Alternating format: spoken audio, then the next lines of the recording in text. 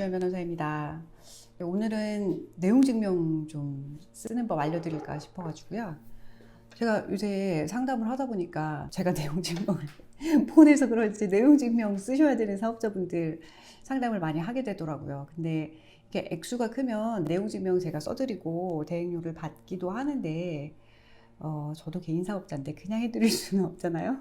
근데 액수가 아주 작은 경우인데 이건 좀 법률적으로 좀 내용증명이라도 보내서 좀 증거를 만들어 놔야 된다거나 아니면 진짜 사정이 어려우신 분들께는 앞으로 분쟁이 예상되는데 내용증명을 돈 내시라고 하고 해드릴 수가 없는 이런 안타까운 상황들을 종종 보게 되네요. 그래서 자구책으로 좀 내용증명 쓰시는 법을 직접 쓰시는 법을 아시면 어떨까.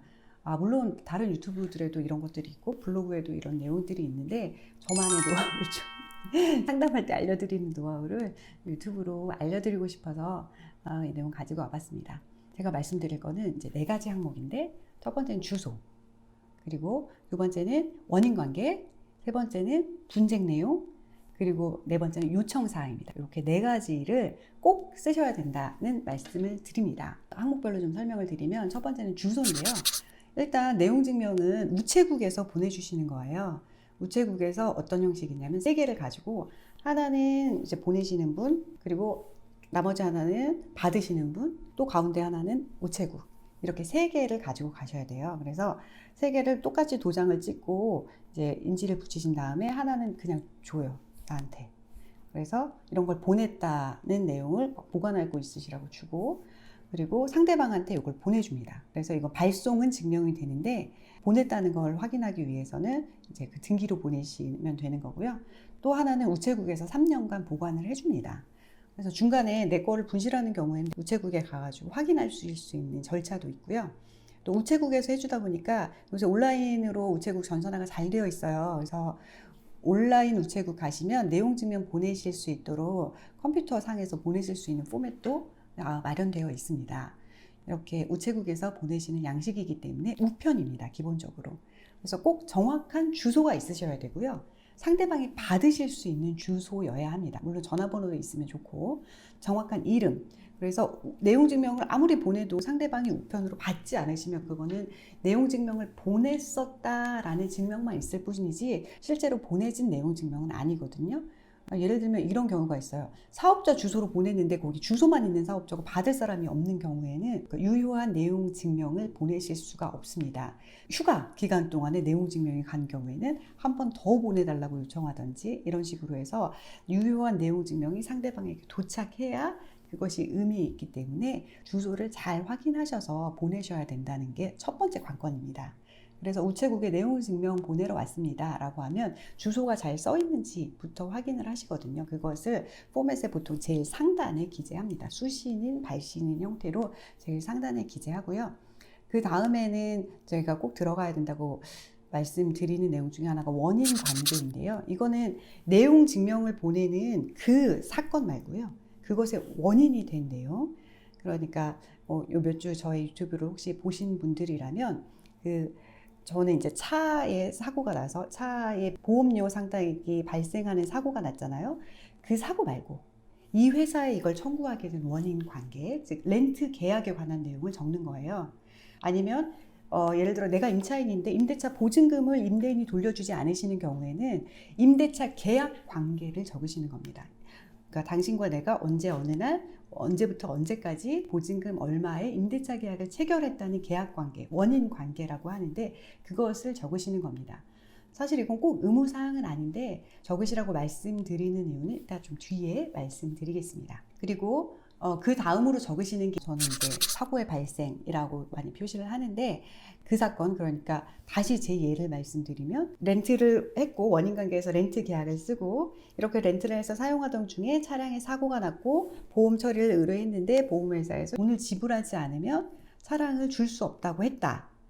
그래서 니네 회사에 문의했더니 니네 회사에서는 그건 내가 책임지라고 하더라. 근데 나는 그게 의문이다. 라는 내용의 그 핵심 내용이 여기에 담기는 겁니다. 이 부분이 그러니까 내용 증명에서 가장 핵심 부분이죠. 근데 이걸 맨 앞에다 적는 게 아니라 가운데 부분에 쭉 적습니다. 그래서 좀 시간 순서대로 적으시는 게 좋고요. 시간 순서대로 쭉 적으시는데 예를 들면 뭐 교통사고가 났는데 뭐 배상을 해주지 않는다거나 이렇게 그 내용 증명을 보내시게 된 그 사건만을 적으시면 됩니다. 또 뭐 설명을 드리면 아까 말씀드렸던 임대차 보증금 반환 청구를 기준으로 하면 임대차 계약은 원인 관계에서 적으시고 언제 계약이 만료되었는데 당신이 나한테 보증금을 지급하지 않았다. 그런 상태로 현재까지 이르렀다라는 그런 내용을 사건의 발생에서 적으시고요. 마지막으로 꼭 적으셔야 되는 게 이제 많은 분들이 내용 증명을 갖고 오셨는데 내용 증명으로서 약간 효력이 부족하다라고 생각되는 부분, 요청사항을 안 적으시는 거예요. 내용 증명도 몇천 원 나가잖아요. 그리고 내용 증명을 우리가 보내는 이유가 이 내용을 통해서 뭔가 얻고자 하는 것이 있으시죠. 그거를 가능하면 구체적으로 요청사항 항목에 적으십시오. 예를 들면 보증금 반환 청구의 경우에는 보증금을 반환해 주십시오. 저해 사건 같은 경우에는 차량의 감가상각비 상당액을 어떻게 지급할 것인지 알려주십시오. 라든지 집을 빼주십시오 하면 집을 빼주십시오 라는 요청사항을 정확히 적으셔야 돼요. 그리고 가능하시다면 그 시한도 명시를 해주시는 게 좋습니다. 내용 증명이 뭐 등기로 빠른 등기로 보내면 그 다음날 가기도 하지만 뭐 주말 끼고 이런 경우에는 3일 정도 통상 여유를 잡으시고 그로부터 최소한 일주일, 왜냐하면 상대방도 이거에 대한 답변을 적어가지고 회신을 해줄 수 있도록 일주일에서 2주 정도의 시간을 이제 우리 법원에서는 통상 기한이라고 많이 잡는데 그거는 임의로 잡으셔도 돼요. 근데 너무 짧은 기간 잡으면 의미가 없고요. 약간의 시한을 두시고 언제까지 나한테 이 나의 요청사항에 대해서 가부당간 결정을 내려서 알려달라라는 요청을 하시는 것이 좋습니다. 그리고 그 다음으로 적으셔야 될 것이 만약에 이것에 대해서 회신을 해주지 않으면 나는 어떻게 할 것인지에 대해서도 좀 적어 놓으시는 것이 좋습니다. 가만히 있지 않을 것이다 이런 거 말고요. 아까 말씀드리려고 했던 게 이건데 많은 분들이 내용 증명을 작성하시는 이유가 왜일까요? 제가 이렇게 내용 증명을 포맷을 맞춰서 적으시라고 말씀드리는 이유는 소송에서 내용 증명이 쓰이는 경우는 우리가 이런 분쟁 상황에서 지금 소송이 이루어지고 있는 이런 분쟁 상황의 앞전에 서로 손해를 확대시키지 않기 위해서 또 이걸 해결하기 위해서 나는 나로서는 이러이러한 노력을 했다라는 부분을 법원에 얘기도 하고 또 우리 서로 이런 부분에 대한 합의가 이루어졌다는 것에 대한 증명으로 내용 증명을 제출하게 되거든요. 그렇게 하려면 내용 증명 자체도 좀 완결된 문서로 상대방이 오고 갈 때 완결된 문서로 작성되어야 하기 때문에 원인 관계를 써주시라고 말씀드리는 거예요. 본론만 들어가 있으면 이게 무슨 계약에 관련된 것인지 뭐 때문에 시작된 것인지를 알 수 없는 경우가 있어요. 비슷한 사건이 여러 건 겹쳐 있는 당사자들 간에는 그 내용 증명은 그게 아니라 저 사건 거였고 뭐 이런 걸로 다퉈지는 경우가 있기 때문에 원인 관계를 써주시는 게 가장 명확하고 증거로 이용할 때도 가장 좋고요. 또 용어도 가능하면 공손한 용어로 많이 감정이 상하신 분들도 계시겠지만 좀 포멀한 용어로 사용하시는 것이 나중에 법원에 제출됐을 때 증거 가치가 좀 보기가 편해진다는 것, 그리고 시한이나 요구사항을 구체화하시는 것이 상대방과 분쟁을 줄이기 위해서 노력했다는 것과 또 어떤 대안이 제시되고 있다는 것을 말씀드리는데 좋게 가장 증거력 있게 증명력 있게 사용하기에 좋다는 점을 착안해서 말씀드리는 거니까 참고하시고요. 저도 법대 다니고 뭐 할 때 한 번도 내용 증명 쓰는 법 배워본 적은 없습니다. 그러나 제가 사건을 해보니까 이런 정도를 쓰시는 게 조금 이해하실 때 법원에 제출할 때 상대방이 볼 때 좀 도움이 되시는 것 같더라 라는 취지로 말씀드리는 거고요. 혹시 이제 이 내용 관련해 가지고 쓰시다가 좀 어려움이 있으시면 법률가의 도움을 받으시기를 권장드립니다.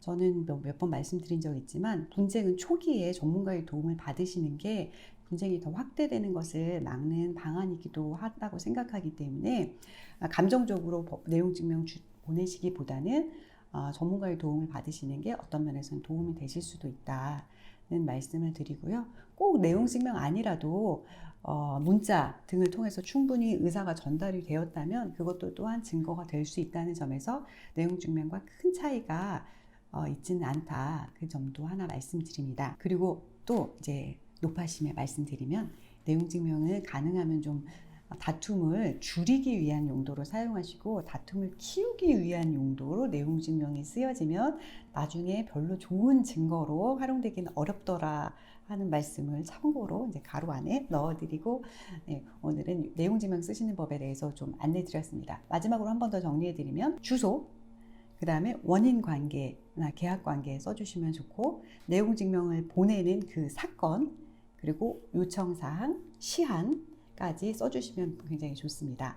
그 밑에다가 이제 날짜는 꼭 써야 됩니다. 물론 내용 증명을 보내시면 우체국에서 그 날짜를 박아주시긴 해요.